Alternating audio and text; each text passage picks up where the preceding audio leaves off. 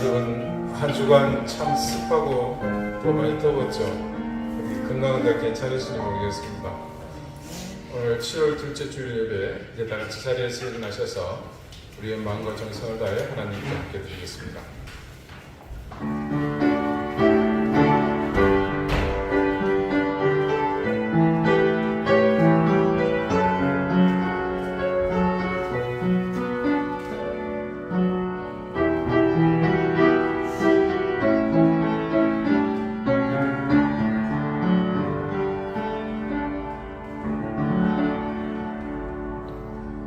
믿음이 없이는 하나님을 기쁘시게 하지 못하나니 하나님께 나아가는 자는 반드시 그가 계신 것과 또한 그가 자기를 찾는 자들에게 상 주시는 이심을 믿어야 할지니라. 아멘. 세상은 날로 악해지고 있지만 믿음의 눈으로 바라보는 세상은 여전히 하나님의 다스림 속에 아버지의 섭리와 그 섭리에 순응하며 조화롭게 자신을 지키는 우주 만물로 인해 아름답기만 합니다. 고단한 인생길에서 나무 그늘과 같은 쉼터를 찾고 있는 나그네처럼 이제 우리 인생길도 목적 없는 방황 때문에 쉬지 못하는 삶에서 헤어나오게 하시고 산들 바람이 불고 곁에 샘물이 있는 은혜의 나무 그늘 아래로 나가기 원합니다. 주님, 오늘 주님을 부르며 바라보는 이 시간, 이곳이 샘물이 흐르는 엘림이 되게 하시고 그곳에서 부어주시는 생수로 목마름을 해결하게 해주십시오. 은혜의 터가 되게 해주십시오. 우리를 붙들고 있는 사슬에서 벗어나 주님을 바라보며 우리를 붙드시는 그 손길을 잡게 해주십시오. 예수 그리스도 이름으로 기원하옵나이다. 아멘. 1장 함께 찬송하겠습니다.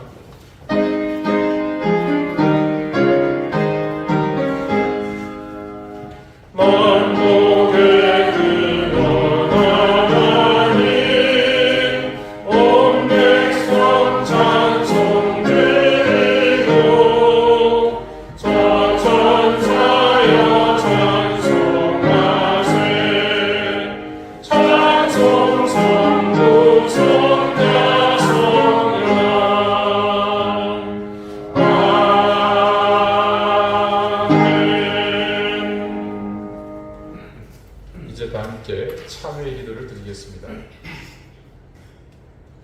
아버지 하나님, 우리가 죄를 지었습니다. 본질상 죄인이라는 핑계로 변명하기에는 너무나 모렴치하고 파렴치한 모습 때문에 견딜 수 없어 아버지께 사죄의 은총을 구합니다. 단지 구별될 수 있으면 그것이 거룩한 것인데 아무리 돌아봐도 우리에게 세상과 구별된 모습을 찾을 수 없었습니다. 모두의 죄는 누구의 죄도 아니라는 생각으로 집단의 광기 속에 묻혀서 나는 무지한 것처럼 살았습니다. 정욕은 나를 칭칭 동여매어 이리저리 끌고 다녔으며 욕망은 거대한 주머니를 내게 내밀며 무엇이든 원하는 것을 채우라고 유혹했습니다. 내 것도 아닌데 누군가에게는 소중하고 또 누군가에게는 너무나도 간절한 것일 수 있는데 그냥 어떤 생각도 판단도 필요 없으니 양껏 채우라는 유혹의 목소리를 달가워하며 도무지 채워지지 않는 그 주머니에 한없이 채우고 또 채워 넣었습니다. 아버지 하나님, 우리는 자신에게 무엇이 필요한지 말씀을 통해 듣고 배우고 깨달았습니다. 그런데 정작 그 필요를 위해 어떤 수고도 하지 않았고 심지어 내 앞에 다가온 상황을 외면하고 돌아섰습니다.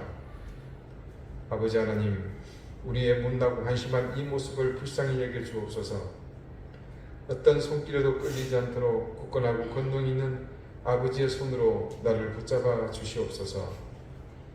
이제는 하나님과 나만이 아는 은밀한 죄를 생각하며 계속해서 침묵 가운데 참회의 기도를 드립니다.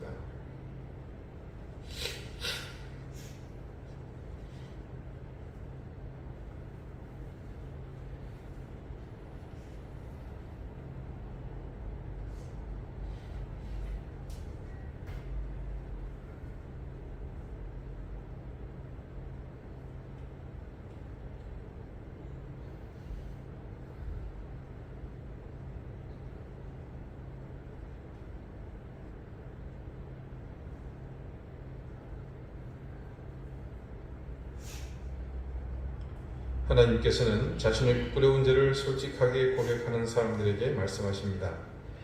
만일 악인이 그 행한 악을 떠나 정의와 공의를 행하면 그 영혼을 보존하리라.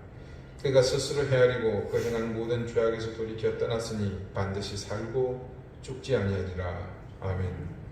이제는 사도신경으로 우리의 신앙을 고백하오니 나는 전능하신 아버지 하나님 천지의 창조주를 믿습니다. 나는 그의 유일하신 아들 우리 주 예수 그리스도를 믿습니다. 그는 성령으로 잉태되어 동정녀 마리아에게서 나시고 본디오 빌라도에게 고난을 받아 십자가에 못 박혀 죽으시고 장사된 지 사흘 만에 죽은 자 가운데서 다시 살아나셨으며 하늘에 오르시어 전능하신 아버지 하나님 우편에 앉아 계시다가 거기로부터 살아있는 자와 죽은 자를 심판하러 오십니다. 나는 성령을 믿으며 거룩한 공교회와 성도의 교제와 죄를 용서받는 것과 몸의 부활과 영생을 믿습니다. 아멘. 자리에 앉으시기 바랍니다. 이제 다 함께 성시를 교독하겠습니다. 성시는 교독문 5번 10편 8편입니다.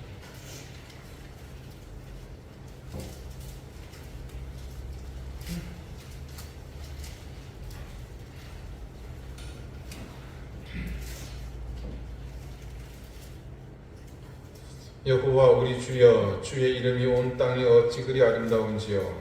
주의 영광이 하늘을 덮었나이다. 주의 대적으로 말미암아 어린아이들과 젖먹이들의 입으로 권능을 세우시며 이런 원수들과 보복자들을 잠잠하게 하시니 주의 손가락으로 만드신 주의 하늘과 주께서 베풀어 주신 달과 별을 내려오니 사람이 무엇이기에 주께서 그를 생각하시며 인자가 무엇이기에 주께서 그를 돌보시나이까. 그를 하나님보다 조금 못하게 하시고 영화와 존귀로 하늘을 주셨나이다. 주의 손으로 만드신 것을 다스리게 하시고 만물을 그의 발 아래 두셨으니 온 모든 소와 양과 그를 지으시며 공중의 새와 바다의 물고기와 바닷길에 다니는 것이니라.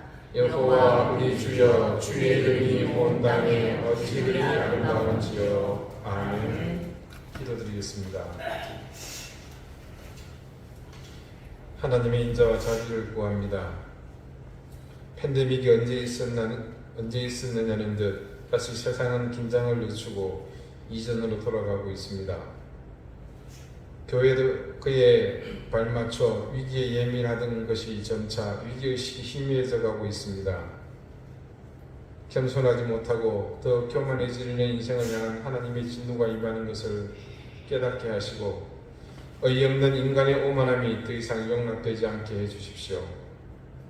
지금껏 내 욕망을 위해서 무지하게 했던 모든 시도를 우리도 멈추고 하나님의 진리 앞에 더 깊이 엎드릴 수 있기를 원합니다. 우리에게 주어진 모든 것이 당연하지 않음을 깨닫게 해주십시오. 언제든 원하던 때에 성전에 나와 예배하는 것이 결코 당연한 것이 아님을 알게 해주십시오. 생명도 호흡도 내가 쥐고 있는 작은 물질까지도 모두가 당연한 것이 아니며 그 모든 것이 하나님의 손길이고 은혜임을 깨닫게 해주십시오. 또다시 우리를 위협하는 다양한 도전 속에서 우리가 더욱 견지해야 할 것이 있다면 하나님의 말씀 앞에 겸손히 겸비하는 것이고 가난한 심령으로 기다리는 것임을 깨닫게 해주십시오. 이미 지치고 상해버린 우리의 심령들의 위로와 용기를 더해주시고 그 가운데서도 우리가 부족하나 이 땅의 유일한 희망임을 언제나 잊지 않게 해주십시오. 그러므로 우리에게는 당연한 사명이 있음을 자각하며 이 혼돈의 때에 우리가 지켜야 할 자리가 어디인지 분명하게 주지하게 하시며 우리에게 주어진 모든 역할과 책임에 최선을 다하게 해주십시오. 신앙생활을 하는 동안 결핍과 손해에 익숙해지게 하시고 물러서며 양보하고 때로는 희생을 각오하는 마음으로 우리가 함께 살게 해주십시오. 주님, 아직도 세상의 뿌리가 판치는 것은 우리가 추구하는 의와 진리가 온전히 자리 잡지 못한 까닭임을 깨닫게 하시며 길명하지 못한 기회와 공정이 사라진 과정들, 정의의 흔적도 남아있지 않은 모든 결과들을 바라보면서 우리에게 명하신 세상의 새 빛과 소금의 사명에 더욱 박차를 가하게 해주십시오. 이때를 위함이라 우리가 세상의 위기 속에서 우리 나아갈 바를 바르게 깨닫게 하시며 이 시대 속의 모든 교회가 이제껏 앞만 보고서 성공을 향해 달려왔던 걸음을 멈추고 하나님께서 명하시는 실패와 후퇴의 길을 당당하게 갈 수 있게 해주십시오. 오늘 이 시간 주님 앞에 더욱 겸손한 마음으로 겸비하여 예배드립니다. 이 예배를 통해 혼돈 속의 길을 보여주시고 짙은 어둠 속에 갇힌 우리에게 빛을 비춰주십시오. 우리 사랑하는 교우들 하나님께서 지켜주십시오. 무엇보다 병마로 고통받는 가족들을 하나님께서 치유해 주시고 우리 자녀들의 앞길을 주님께서 선한 길로 인도해 주십시오. 어렵고 고통스러운 생업의 현장을 지켜주시고 사랑하는 자녀들의 모든 형편이 나아지게 해주십시오. 러시아의 침공으로 고통받는 우크라이나와 상대적으로 또 고통받고 있는 러시아의 시민들, 미얀마 그리고 남수단, 하나님 세계 곳곳에서 고통과 분쟁을 겪고 있는 곳에 그 사태가 진정되게 해주시며 하나님 은혜의 손길로 그 민족들을 지키시고 하나님의 긍휼로 그 땅 가운데 역사해 주시길 간절히 구합니다. 주님, 오늘 이 예배를 주님께서 기쁘게 받아주십시오. 예배하는 우리 가운데 하늘의 신령한 은혜로 이 시간 우리에게 내려와 주시길 구합니다. 겸손하고 가난한 마음으로 주님만을 바라보오니 주님, 우리를 불쌍히 여겨 주십시오. 예수 그리스도 이름으로 기도드립니다. 아멘.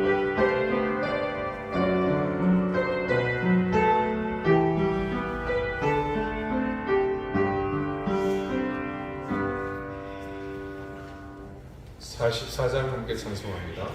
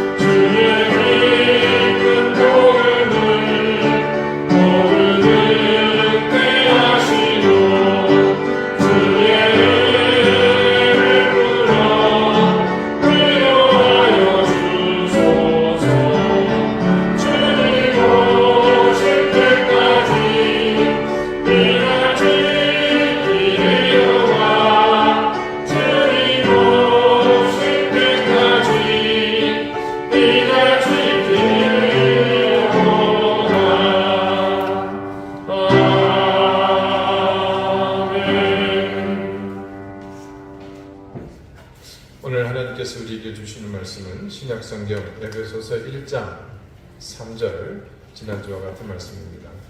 신약 310쪽입니다.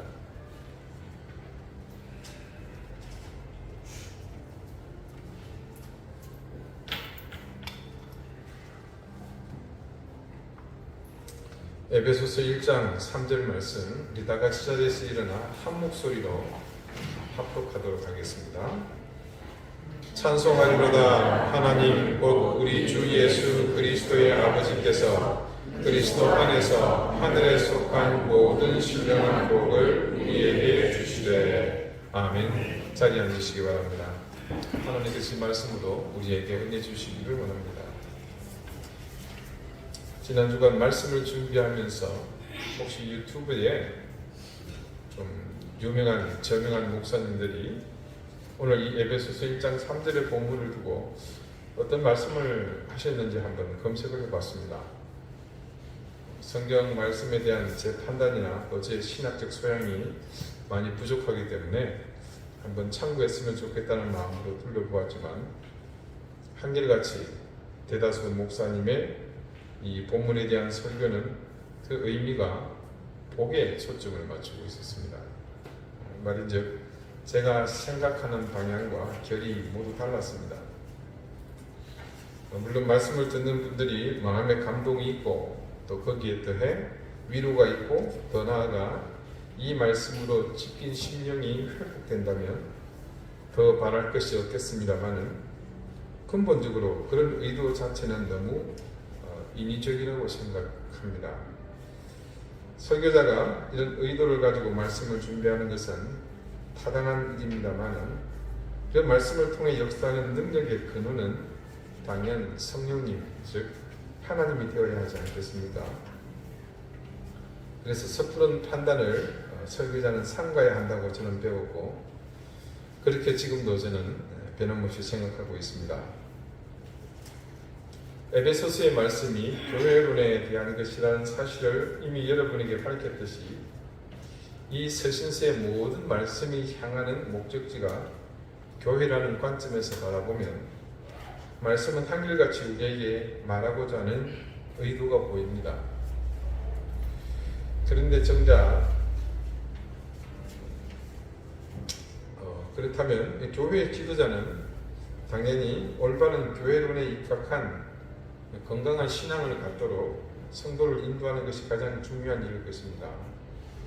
하지만 정작 그런 사실은 제쳐두고 문자적으로 드러난 사실만을 주제로 말씀을 전한다면 과연 바른 교회, 바른 신앙인으로 자라날 수 있을지 의구심이 들 수밖에 없습니다. 원래 오늘 본문의 제목을 처음에는 좀 길게 잡았습니다. 왜냐하면 이게 제가 전하고자 하는 핵심 메시지이기 때문에 그렇습니다. 하늘에 속한 모든 신령한 복이었습니다.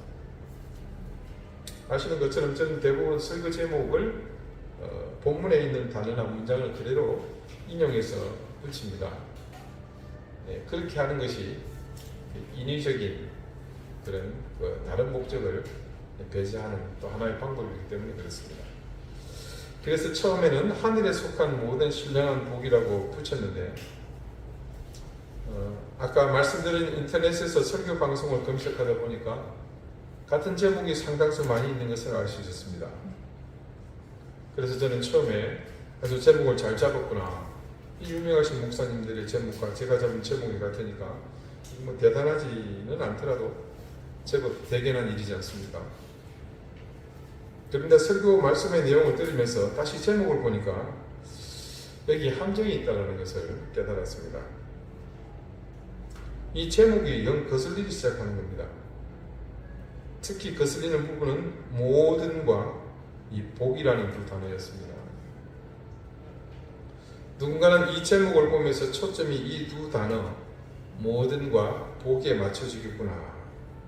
그러면서 한편으로 드는 생각은 하늘의 속함과 신령함은 그냥 스킵할 수 있는 수식어 정도로만 보이겠다는 생각이 들었습니다. 복에 관심을 가지는 것은 현대 교회에서는 너무나 당연한 일이 되었습니다. 그래서 복에 관심을 가지는 것을 두고 왈가왈부하는 것은 의미 없는 일입니다. 그런데 복의 온전한 성경적 의미를 바로 깨닫지 못하고 가지는 관심은 도리어 문제가 될 수 있습니다. 여러 차례 말씀을 드린 바가 있습니다만은 복 그 자체는 아무런 문제가 없습니다. 그런데 그 복을 목적으로 사는 삶, 즉 기복주의는 우리 신앙뿐 아니라 인생까지도 병들게 할 수 있습니다. 그러므로 그런 병든 신앙, 병든 인생이 각각의 교회를 이루는 교회가 과연 바르고 정직한 교회가 될 수 있겠습니까? 당연히 그럴 수 없습니다.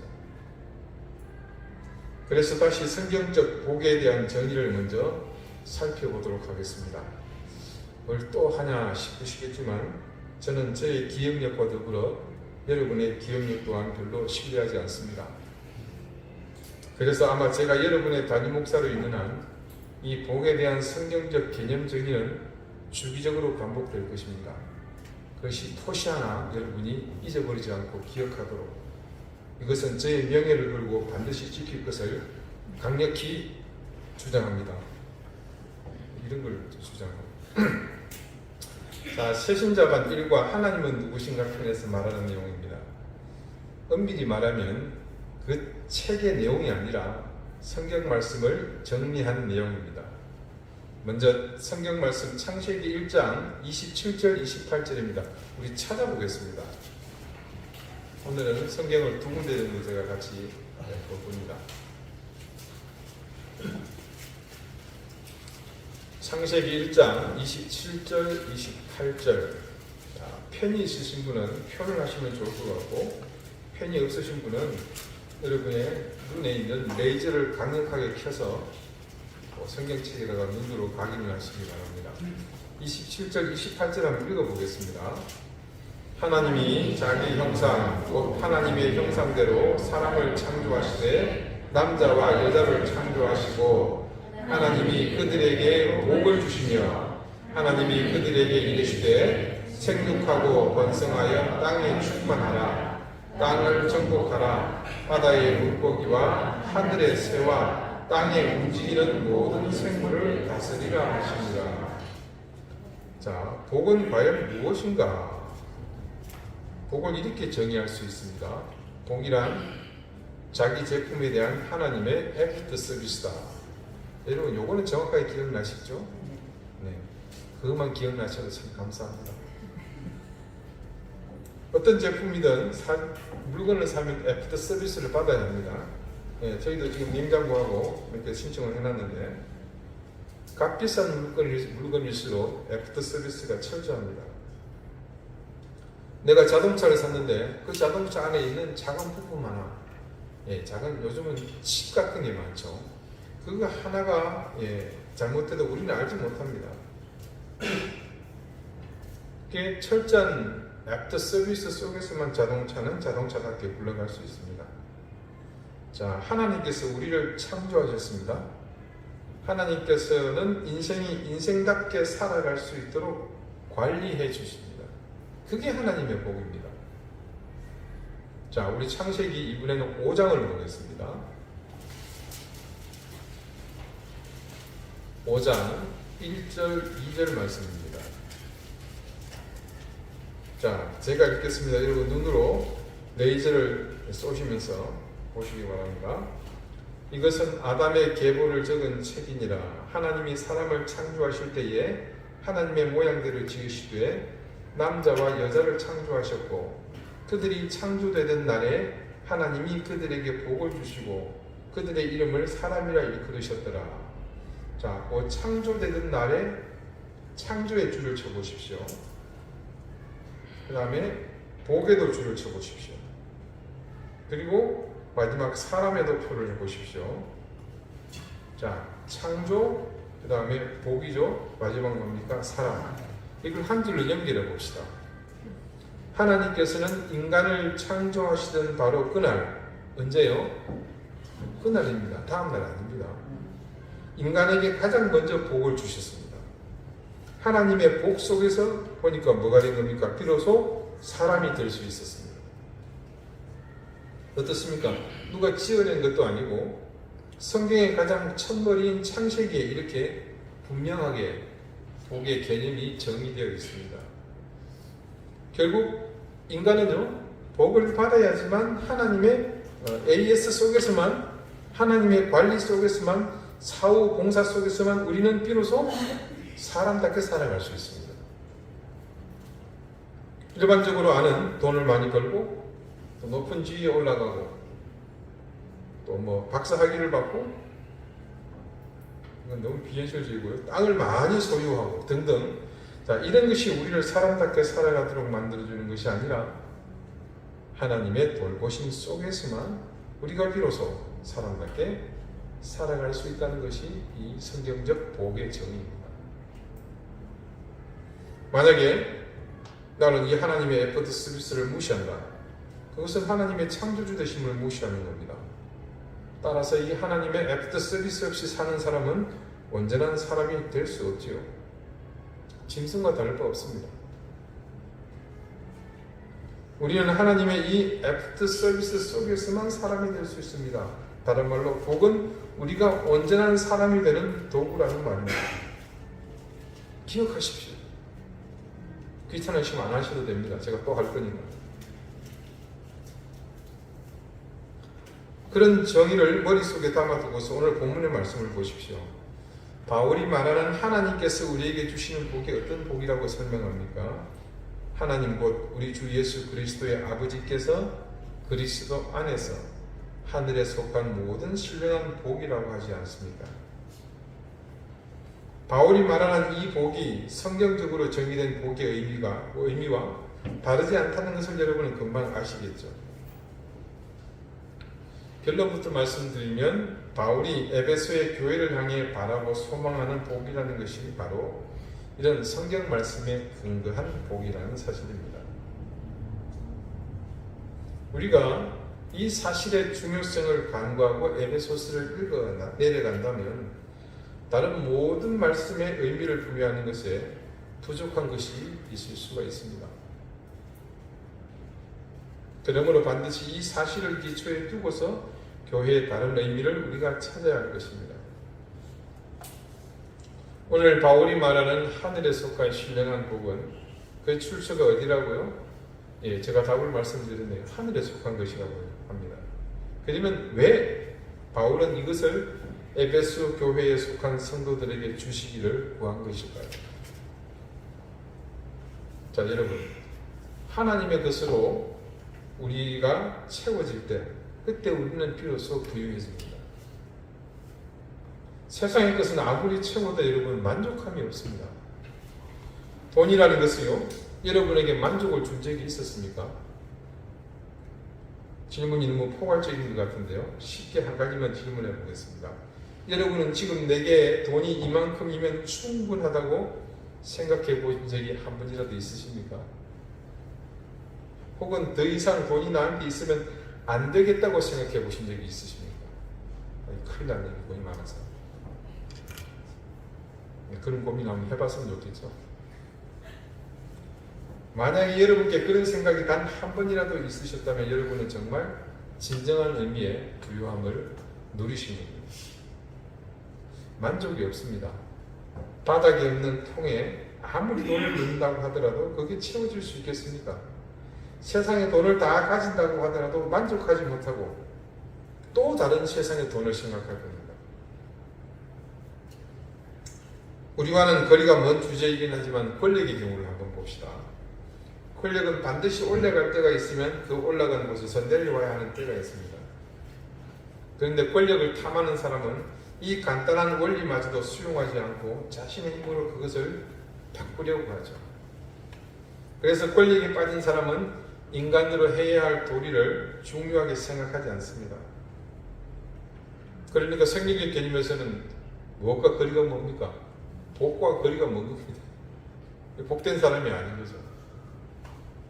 권력을 유지하기 위해서 그래서 모든 수단을 전부 동원합니다. 모든 상황을 예외 없이 전부 다 합리화합니다. 절대 만족하지 못합니다. 주변에 어디 내가 이 정도 올라갔으면 되었다고 그 자리에서 그만두고 내려오는 사람 혹시 보신 적이 있으십니까? 네, 개중에 있습니다. 이때 내려오는 부류는 딱 두 가지입니다. 첫 번째는 자기 능력으로 한계를 극복하지 못했을 때, 그리고 하나는 뭐겠습니까? 타인에게 밀려서요. 끌어내렸을 겁니다. 예, 대개는 그렇습니다만 이게 진짜로 스스로 기쁘게 내려오는 사람이 있습니다. 권력의 허무함을 알고 그 자리에 의미 없음을 깨달을 때입니다. 자기 자신이 감당할 수 없는 자리라는 것을 깨달을 때 내려옵니다. 그 사람이 정말로 부유한 사람입니다. 바울은 이런 세상의 것들로 채우지 말고 하나님이 주시는 이 진정한 의미의 복, 하늘의 것, 신령한 복을 받기를 바란 것입니다. 우리 속에 채워야 할 것이 이것이기 때문입니다. 교회는 그런 의미에서 이 바울이 강구한 것처럼 하나님의 것으로 채워져야 합니다. 그래야 교회가 풍성해지는 겁니다. 그래야 나눌 수 있고 마음을 또한 전할 수 있습니다. 내 것, 우리 것, 교회의 것으로는 못합니다.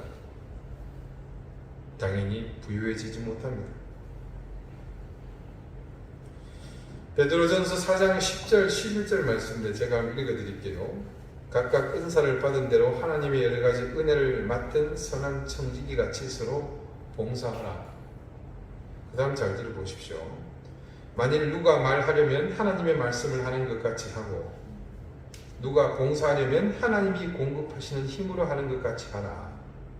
이는 범사의 예수 그리스도로 말미암아 하나님이 영광을 받으시게 하려 함이니 그에게 영광과 권능이 세세에 무궁하도록 있느니라. 아멘. 이 말씀에서 우리가 눈여겨보아야 할 아주 중요한 말씀이 있습니다. 앞서 10절의 말씀에는 교회에서 봉사하며 헌신하는 사람들에게 당부하는 말로 시작했습니다.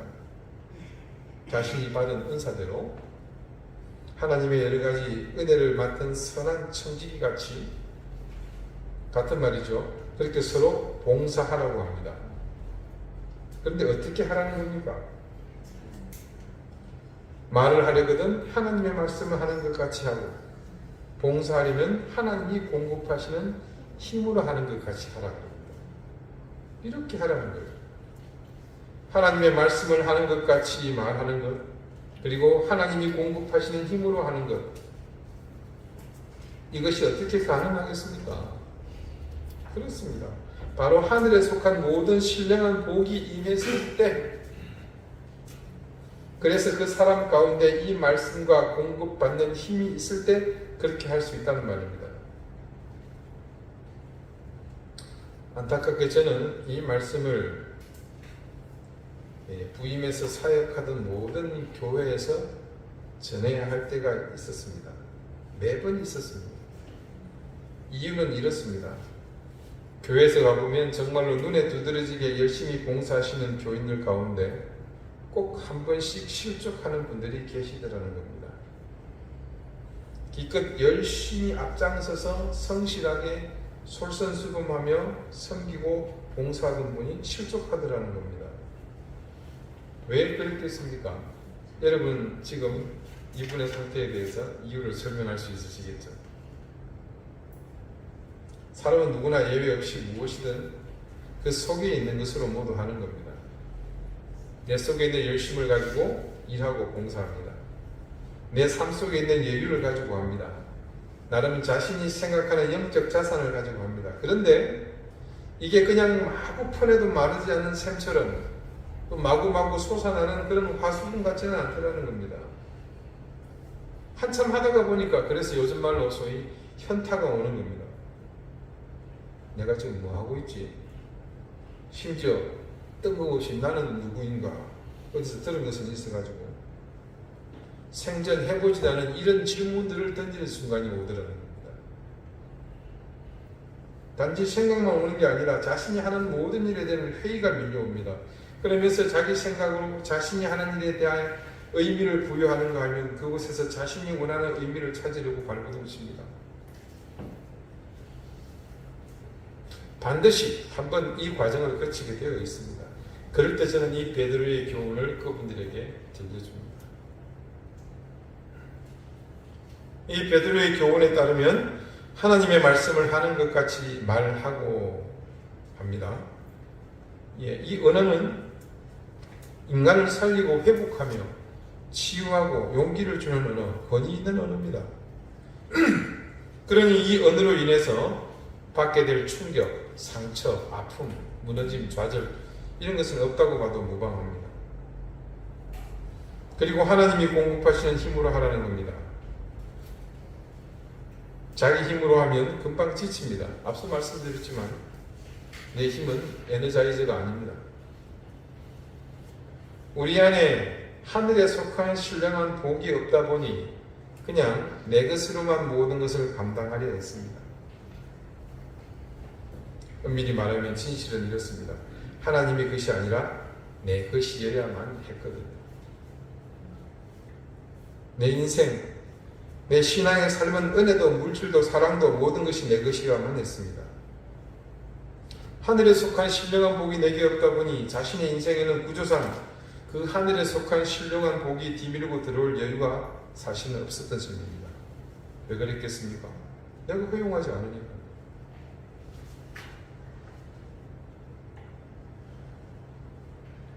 빌립보서 2장에서 바울은 한 가지 중요한 사실을 이렇게 증거합니다. 빌립보서 2장 1절에서 4절입니다.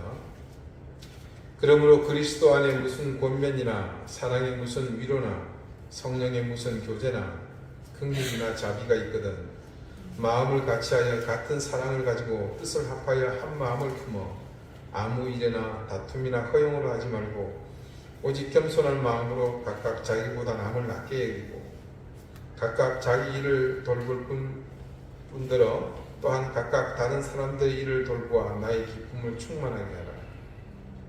자, 베드로가 당부한 말과 사도 바울이 빌립보 교회의 성도들에게 한 이 말이 서로 긴밀하게 연결되어 있다는 것을 알 수 있습니다. 그러면서 이어서 바울은 다음과 같은 유명한 그 말씀을 그들에게 전합니다. 빌립보서 2장 5절에서 11절까지의 말씀입니다. 자, 여러분 다 같이 한번 이 성경 말씀을 또 찾아보겠습니다. 신약 성경 빌립보서 2장 5절에서 11절, 신약 320쪽입니다.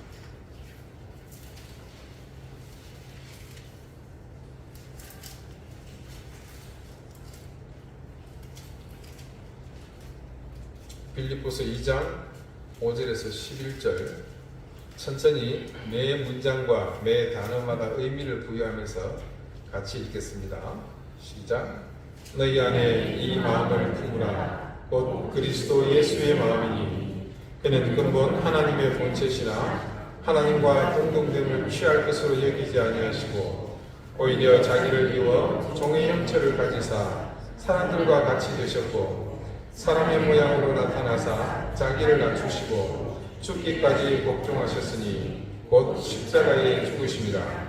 이러므로 하나님이 그를 지극히 높여 모든 이름 위에 뛰어난 이름을 주사 하늘에 있는 자들과 땅에 있는 자들과 땅 아래에 있는 자들로 모든 무릎을 예수의 이름에 꿇게 하시고 모든 입으로 예수 그리스도를 주라 시인하여 하나님 아버지께 영광을 돌리게 하셨느니라.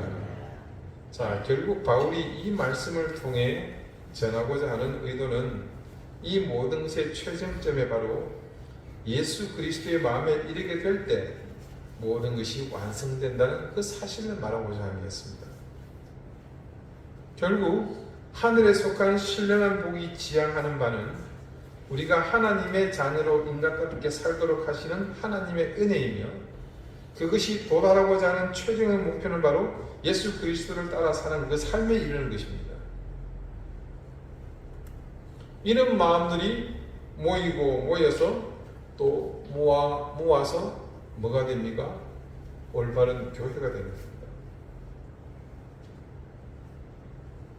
여러분, 교회가 어떤 모습이어야 할 것인지, 어떤 교회가 되어야 할 것인지 의문을 품거나 혹은 질문을 하나 치면 다른 것에서 해답을 찾으려 하면 올바른 대답이 절대 나오지 않습니다. 우리 자신이 교회라는 사실을 염두에 두지 않으니 항상 다른 곳에서는 해법을 찾죠. 나를 제외하고 목사님이 문제고 장로님이 문제고 당회가 문제고 그렇잖아요. 그곳에 자기는 없습니다. 지금 바울이 빌립보서에서 그리고 오늘 이 말씀을 읽는 우리에게 이렇게 되기를 바라는 그 모습이 바로 신실한 그리스도인, 나아가 신실한 교회의 모습이지 않겠습니까? 우리 이든교회 성도 여러분, 올바른 교회에는 무엇이 가득해야겠습니까? 네, 그렇습니다. 하늘에 속한 신령한 복이 가득해야 합니다. 그렇게 하늘에 속한 신령한 복이 가득하니 그 교회에서 무엇이 흘러나오겠습니까? 당연히 하늘에 속한 그 신령한 복이 흘러나오는 겁니다. 지금껏 모두가 염려하는 교회의 문제는 다른 것에 있는 것이 아니라 그 속에 정직하고 올바른 것이 없었기 때문에 다른 것들로 채워진 정체불명의 것들이 세상으로 흘러나왔기 때문입니다. 자, 생각해 봅시다. 우리에게 있는 것으로 주는 겁니다. 없는데 줄 수는 없는 노릇이거든요. 그렇다면 이제껏 우리는 이웃을 향해, 세상을 향해 무엇을 주었겠습니까? 자, 이 질문에 대한 대답은 충분히 결과가 나왔죠. 올바른 것을 주지 않았기에 세상에서 교회는 그 입지가 좁아졌습니다. 정직한 것을 주지 않았기 때문에 비난을 받고 외면당하는 겁니다. 우리에게 하늘에 속한 신령한 복이 가득했다면 지금쯤 우리의 교회는 세상에서 가장 신뢰받는 곳이 되었을 뿐만 아니라 우리가 흘려보낸 하늘에 속한 신령한 복으로 모두가 사람다운 삶을 사는 이 하나님의 복이 완성되는 복된 그런 놀라운 일이 일어났을 겁니다. 그래서 이제 우리가 해야 할 일은 명백해졌습니다. 제일 먼저 우리 가운데 있는 하늘에 속하지 않은 신령하지 않은 것들을 모두 버리십시오. 우리 욕심껏 채우려고 했던 모든 것에 미련을 두지 마시고 다 버리십시오. 그리고 그렇게 신령하지 않고 하늘에 속하지 않은 것들을 버리고 난 빈자리를 이제 하늘에 속한 신령한 것들로 채워나가십시오.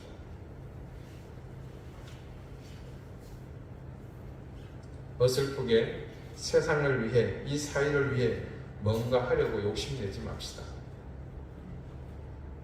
그저 우리에게 하늘에 속한 신령한 복이 채워지기만 하면 세상에는 자연스럽게 우리에게 채워진 것들이 흘러나가게 될 것이고, 그렇게 우리에게서 흘러나간 하늘에 속한 신령한 복들은 세상의 희망이 되어주고 성경에서 말하는 복의 개념처럼 그들을 인간답게 하나님의 자녀로 만들어 줄 것입니다.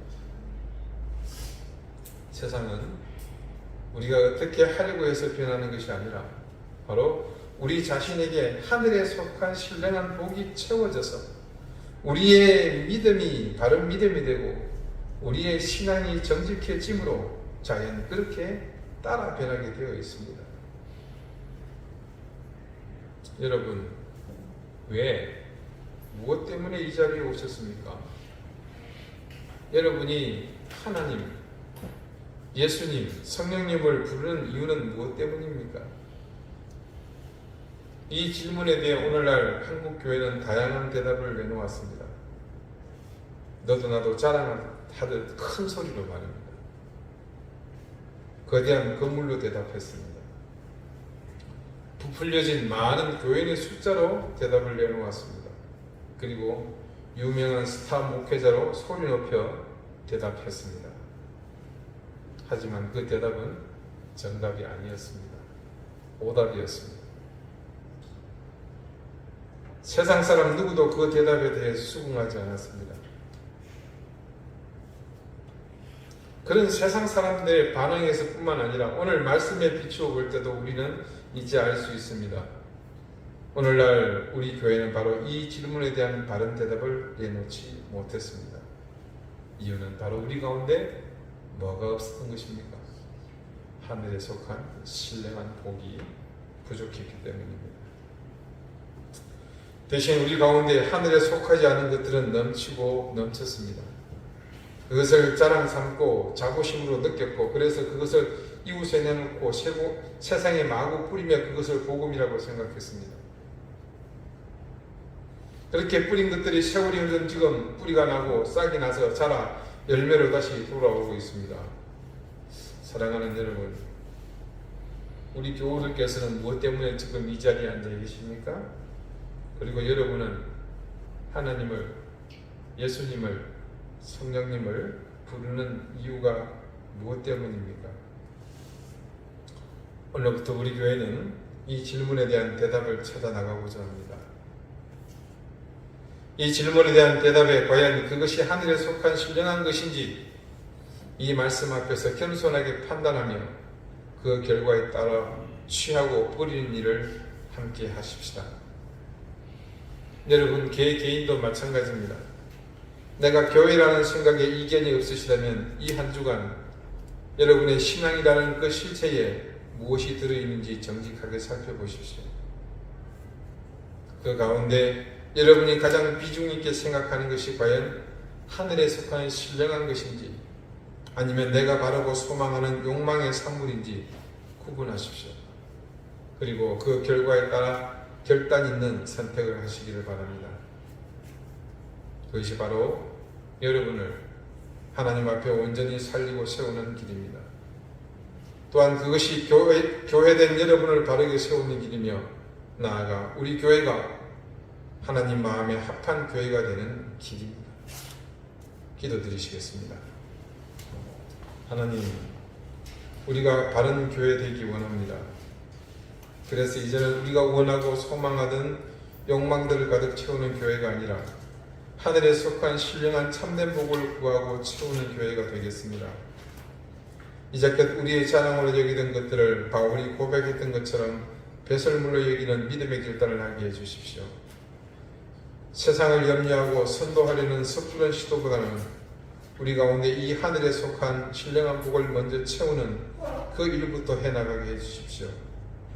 그래서 우리 속에 채워진 하늘에 속한 신령한 복이 우리를 온전히 덮고 흘러넘쳐 우리의 이웃으로 제주 땅으로 그리고 세상의 교회들을 통해 온 세상 가운데 가득 채워나가게 해주십시오. 예수 그리스도 이름으로 기도드립니다. 아멘. 370장 함께 찬송하겠습니다.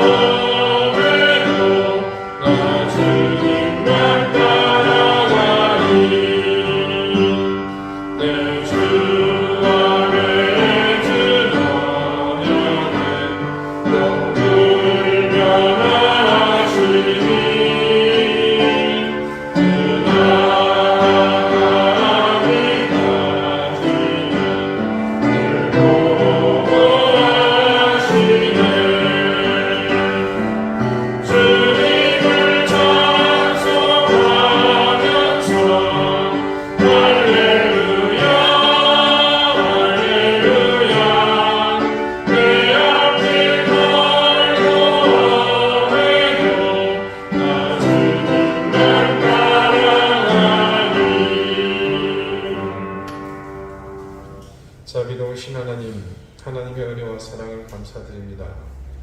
우리에게 있는 모든 것이 하나님께서 주신 은혜임을 우리는 믿고 고백하며 그 고백을 이 물질에 담아 하나님 앞에 드립니다. 하나님 드린 손길의 마음을 기억하시고 그대의 신앙과 삶의 고백을 받아주시며 드린 그 손길들이 하나님께서 큰 은혜와 은총을 더해 주시기를 구합니다. 건강의 복을 주십시오. 물질로 인해 핍절하지 않도록 지켜주십시오. 생업의 복을 주시고 자녀들의 길을 하나님께서 형통의 길로 인도해 주십시오.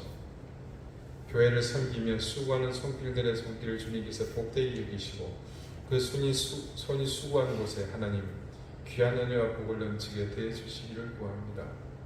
무엇보다도 즐거운 고통받는 가족들을 주님께서 기억해 주시고 그 한 사람 한 사람의 영혼을 주님께서 귀히 여겨주시고 만져주시고 회복함으로 하나님의 놀라운 역사가 뜨겁게 나타나도록 인도해 주십시오.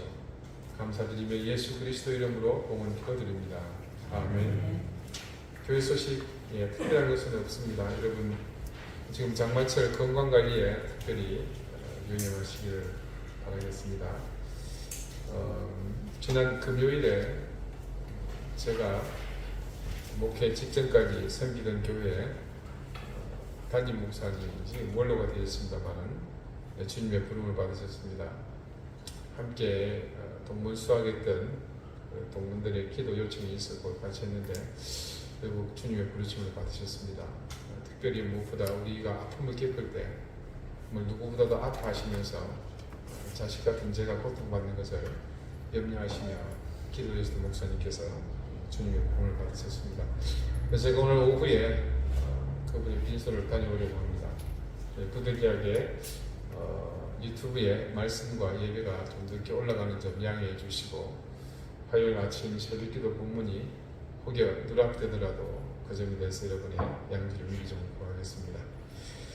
이제 자리에서 다 같이 일어나셔서 앞에 계신 분들과 다정하게 인사를 나누시겠습니다. 54장 함께 찬송하겠습니다.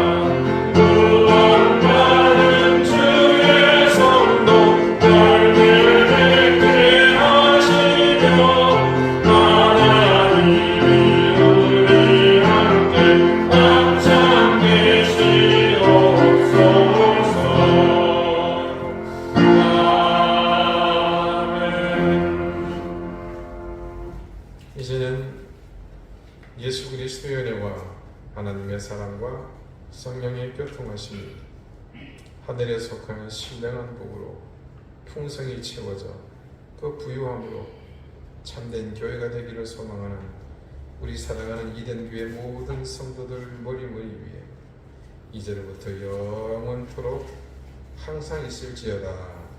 아멘.